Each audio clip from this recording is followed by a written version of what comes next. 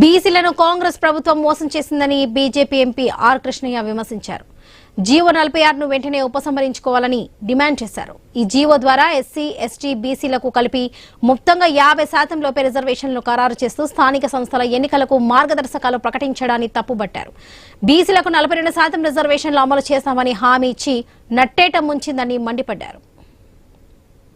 Sudden గా GO జారీ చేయవలసిన అవసరం ఏముంది? కృష్ణమోహన్ గారు చెప్పినట్టు మొత్తం ఆయనకు తెలుసు. మాజీ బీసీ కమిషన్ చైర్మన్, ఆయన అఖండమైన నాలెడ్జ్ ఉంది.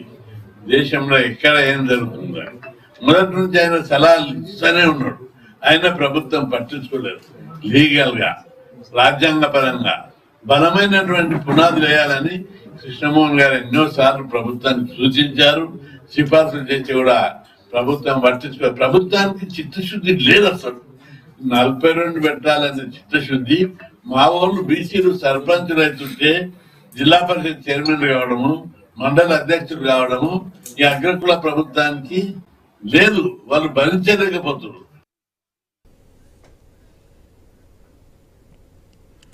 శబరిమల